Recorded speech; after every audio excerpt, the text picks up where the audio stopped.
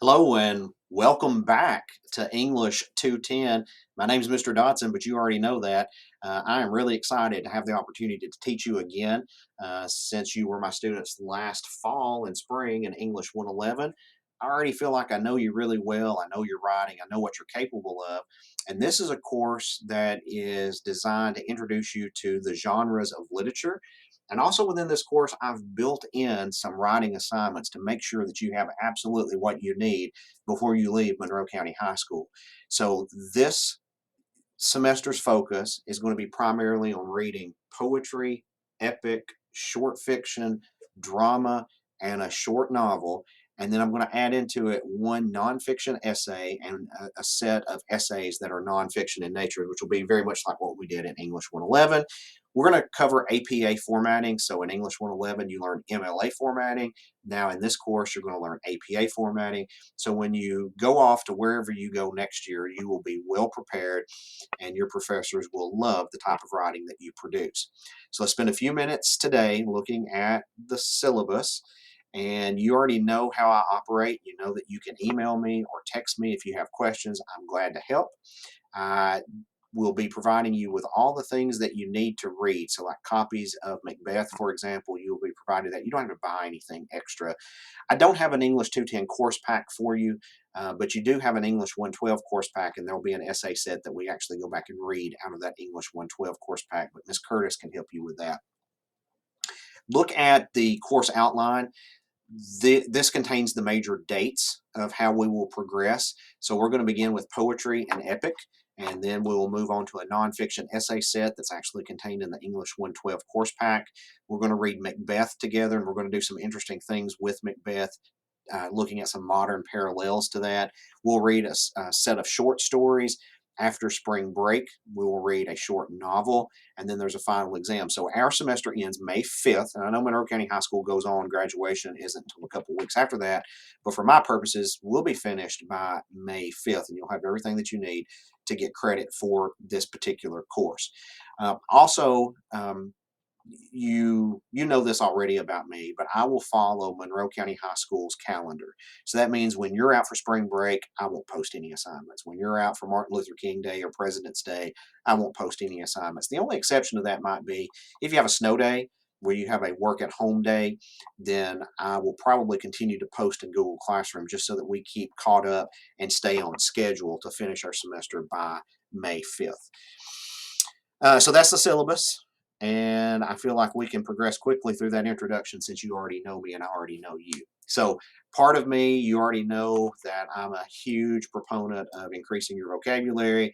And so, nothing is different this semester. We're going to go on to the next level. Last year, we covered level G vocabulary in English 111. This year, we're covering level H. And so, your same username and password should work for this. I've printed off copies and given them to Miss Curtis, or you can email me if you need help logging into Sadler Connect. So we're doing vocabulary 1 this week. I've assigned some practice exercises in Sadler Connect for you to do before Friday, and then the quiz will open up on Friday. On Thursday, I'll post a video that reviews the information for Vocab 1 quiz. See, this is all very familiar. We're just replowing familiar ground here. So let's work through these words and the pronunciations. Number one is adjunct. It means something that is an addition rather, to something that already exists. For example, my role with Campbellsville University is an adjunct professor. I'm not full time, I'm part time, and I'm used as an add on professor. Bellwether means an indicator of trends. It can literally mean the male sheep that leads the flock to the slaughterhouse. Pretty negative sort of thing to think about, but it is an indicator of trends and it sometimes can be very negative or foreboding. Caterwaul as a verb means to screech like a cat, or as a noun, it can actually mean the screaming or the howling of a cat. Chimerical is an adjective that means fanciful or absurd. And that's taken from a Greek uh, mythology entity. The chimera were these kind of vague entities that were very much like specters or ghosts. And so chimerical is an adjective form of that. Effete means tired and outdone, overused. Fait accompli literally translates to accomplished fact. So something that is irreversible, irrevocable, cannot be changed is a fait accompli. Hidebound means very set in your ways, very dogmatic, determined, not willing to hear someone else's perspective. Hierarchy is an ordering, a pecking order, if you will. Laissez faire, typically used in economic terms, it means a philosophy where it's free reign, free market. And in a laissez faire economic system, the good products are going to win out and supply and demand is going to drive the market. A liturgy is a sermon or a homily, a religious or formal service. Moros, careful how you pronounce that one, moros is a bog or a swamp. Typically is used metaphorically, like as in the morass that is my life, just the bog and the swamp that it is. Noisome means something that is disgusting, especially something that is foul smelling. Oblivious means to be unaware. Poltroon is a coward. Proselyte is a disciple, an ardent follower of some sort of guru. Quasi, typically hyphenated in front of a word, and it means semi or partially. Raillery is good natured or good humored ridicule or teasing. You engage in a certain degree of raillery with your friends. Ribald means coarse and vulgar. So you've got some R words here that might be easy to confuse, but notice the use. Raillery is noun, that's the actual speech. Ribald is the adjective. It would be used to describe another noun or pronoun. Supine means to be in a reclining position, to lie on your spine is to be supine. And a vignette is a sketch, maybe a short rendering of something is a vignette. All right, you know me, you've got to be able to pronounce these words in order to own them. So I'll say the word, you say it after me. Adjunct, bellwether, caterwaul, chimerical, effete, fait accompli, hidebound, hierarchy, laissez faire, liturgy, moros, noisome, oblivious, poltroon, proselyte, quasi, raillery, ribald, supine, vignette. All right, so today you can log into Sadler Connect and get working on completing the sentence, synonyms, and antonyms. We'll review for the quiz on Thursday, and the quiz will open up on Friday. If for some reason you can't take the quiz on Friday, send me an email and let me know, and we can make other arrangements. So you should be able to get into that. All right, let's move on now. And you'll notice in Google Classroom, every day I'm going to post, and it'll be labeled Unit 1, Day 2, Day 3 with the day's date. So you can go back and look at it if you need to for reference. So we've introduced the course and the syllabus. We've previewed the definitions. You know that you have work in Vocabulary 1 in Sadler Connect to do this week. Now I want you to look at this poetry terms to know. So Unit 1 is all about poetry. We're going to read an epic poem as well.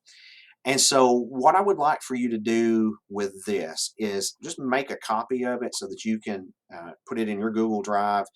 And some of these words, honestly, you're going to be familiar with. You've probably studied alliteration since third grade. It's the repetition of initial consonant sounds.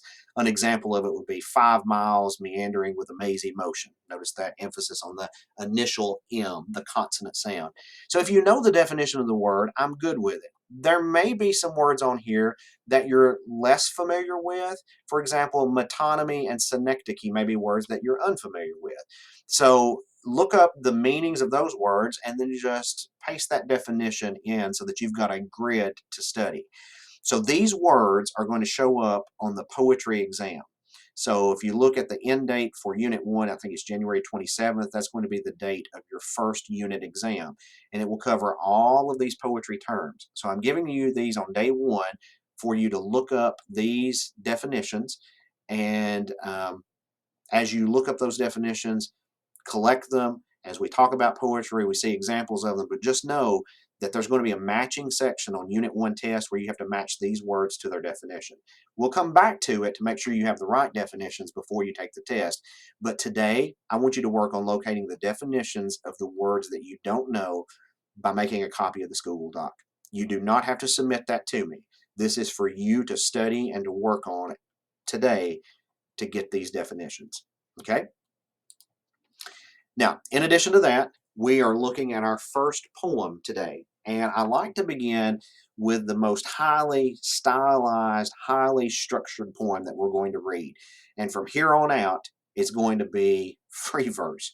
But the first poem we're going to read is a sonnet by William Shakespeare. So that's not what I wanted to do. I wanted to open with, no, can't do it here. So you will need to have a set of notes as we go throughout this poetry unit. So somewhere, either in a Google Doc or on a piece of paper where you're taking notes and keeping up with it, I want you to write down some things because these are things that are going to show up on the unit exam for poetry. So this is how this course is different than English 111. English 111, your score came entirely from the essays that you wrote. English 210, your score is primarily going to come from tests. So I'm going to give you tests over poetry and short fiction. You'll write a couple of essays, but you've got to be a good test taker to get the A in this class. So take notes. Just make sure that you're doing that as we go through. William Shakespeare wrote a lot of plays. You know that. He wrote tragedies, he wrote comedies, he wrote histories. He wrote things like Macbeth, Hamlet, Romeo and Juliet, Midsummer Night's Dream, Richard III. But he also wrote a lot of sonnets. And all of his sonnets, they don't have titles, but they're given numbers. So I've selected Sonnet 73 for us to analyze. And so let's just talk about the basics of what a sonnet is. So some defining characteristics, and this is a Shakespearean or English sonnet. There are different types of sonnets. There's the Italian sonnet and there's the Spenserian sonnet. So they have different structures than the Shakespearean sonnet. But we're just going to concern ourselves with the Shakespearean or the English sonnet for this course. So first thing about a sonnet is it has 14 lines. If you're making notes, write that down. Sonnet, 14 lines. It has a definite rhyme structure. And if you look at this very quickly, you'll see behold, hang, cold, sang. Okay, so let's look at the first quatrain, the first 4 lines. If we assign an A to behold and an A to cold, we would put a B on hang and a B on sang. Right? Everybody see that? So it's A, B, A, B, C, D, C, D, E, F, E, F, G, G. So what you have is you have 3 quatrains. That's 3 stanzas of 4 lines, and then a concluding couplet. And that concluding couplet is called a heroic couplet because it's a perfect rhyme, strong and long. So when you know that underlying structure of a sonnet, it shows you how to unlock the meaning because the images are developed within each of those 3 quatrains, and the resolution presents itself in the concluding couplet. Right? So that's the skill you're building of how to unlock the meaning of a sonnet is to first understand the structure. But there's more to a sonnet than just the 14 lines, just the rhyme structure of A, B, A, B, C, D, C, D, E, F, E, F, G, G. Every line is 10 syllables. Write that down. Every line is 10 syllables. That time of year thou mayst in me behold. Right there, get in front of the camera. 10 syllables. Every line throughout this is going to have 10 syllables. So 10 syllables per line, right, is called iambic pentameter. And that may be on your poetry terms to know. I can't remember. So this is an example. Shakespeare wrote most everything in iambic pentameter. That means that it has 10 syllables per line. That's 5 metrical feet. Each foot consists of 2 syllables, which is stressed, unstressed, stressed, unstressed, stressed, unstressed. So the stressed, unstressed pattern is called an iamb. The penta in pentameter means 5. So 5 metrical feet. Each foot has 2 syllables. That equates to 10 syllables per line. Unrhymed iambic pentameter is called blank verse. And that's what Shakespeare wrote all of his plays in. And the only time that you find sonnets in a Shakespearean play is in a moment of critical import. So, for example, when Romeo and Juliet meet at the Capulet Ball for the first time, their dialogue interchange forms a perfect sonnet. Isn't that romantic? right? So when they meet, their lines form a 14-line iambic pentameter, perfectly A B A B C D C D E F E F G G sonnet. When people like the nurse in Romeo and Juliet, she's a low-class citizen. When she speaks, it's unrhymed, and typically it's in prose. So audiences would be attuned to that as they were watching a Shakespearean play in the Globe Theater, say in, I don't know, the 1600s, and they would hear prose and know, oh, this is a low class citizen. They would hear the rhyming structure and know, oh, this is critical, this is important. Today, TV producers and movie makers do that by having background music. When the music builds in the background, something dramatic's about to happen. That's kind of a signal that producers use. Well, language was the tool that Shakespeare had to signal that to his audience members. Okay, so now we've got all the structure kind of in place for the sonnet. I want you to look at how the ideas develop. So let's read it quatrain by quatrain. That time of year thou mayest in me behold, when yellow leaves or none or few do hang upon those boughs which shake against the cold, bare ruined choirs where late the sweet birds sang. So if you had to identify a main idea in this first four lines, what would it be? It's a time of year when leaves are yellow, when there are none on the tree boughs, and where the birds used to sit and sing, there's nothing. All right, so it's talking about a season. It's talking about autumn. Okay, so label in your notes that the first four lines is about a season. It's about autumn. All right, now let's look at the second stanza. In me, thou seest the twilight of such day, as after sunset fadeth in the west, which by and by black night doth take away, death's second self that seals up all in rest. Okay, so what's the image here? If a season, autumn, is the image in the first quatrain, what's the image in the second quatrain? Well, twilight, sunset, night taking over. So it's the end of a day. So in your notes, the second quatrain of Sonnet 73 is about the end of a day. Now let's read the third quatrain. In me, thou seest the glowing of such fire, that on the ashes of his youth doth lie, as the deathbed whereon it must expire, consumed with that which it was nourished by. Okay, notice they're consumed and nourished. Those would typically be two-syllable words like consumed, two syllables, consumed, maybe three, nourished. So that's called poetic license when you collapse to make the language fit the number of syllables required. Songbooks in church do that. If you've ever looked at where, like, instead of again, it says apostrophe again, that's so that the syllables match in the verse or in the chorus. So it's called poetic license when an author does that. So what's the image? We know the first stanza, the image is a season, autumn. We know the second stanza or quatrain is the idea of the ending of day. And then what's the image in this third quatrain? Well, it talks about ashes, it talks about expiring, it talks about a fire. So it's a fire that's going out. Okay? So think about the imagery, the symbolic imagery of a fire going out. What is it that nourishes a fire? Well, the wood. You place wood, something combustible on a fire, and it burns up. And kind of the irony of that is the thing which nourishes the fire is the thing that expires. So the very thing that has given it life is the thing that's burnt up and spent, and then the fire goes out. Now put those three ideas in order: season, day, and a specific event of a fire going out. What's the progression that you see? Well, not hard to identify. It goes from a longer amount of time to a shorter amount of time to a specific brief moment, an instant in time. It's organized, right? You learned that from English 111, how to determine if something is well organized. The litmus test is if I cut these three quatrains apart and I rearrange them in some sort of different order, would it still be the same poem? And the answer is no. There is a deliberate reason why Shakespeare built these images from the largest amount of time to the shortest amount of time. All right, so that's the organization. Now, notice in each quatrain, he says, you may in me behold. In me thou seest, or the persona, the speaker. It's not really Shakespeare, it's the speaker of the poem. Like a short story writer develops a character, a poet develops a persona, the speaker of the poem. In me as thou seest.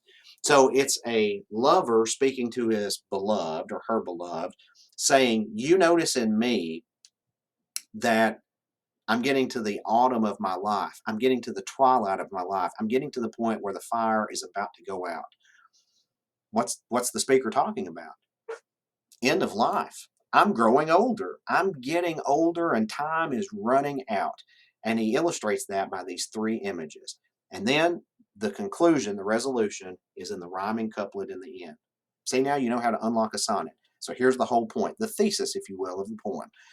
This thou perceivest. What's the this? The fact that I'm getting older, that life has an expiration date on it, that eventually I'm going to leave.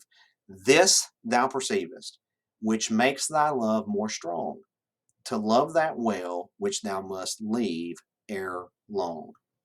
Oh, that's pretty deep, isn't it? That's saying the reason that love is so potent is because it's condensed, it's distilled into the finite amount of time that we have together. If we had an infinite amount of time to love one another, then it wouldn't be as precious to us. But we've got to seize the day. It's kind of that carpe diem tradition. Make the most of the time that we have because our love is actually stronger because we know that there's an expiration date on it.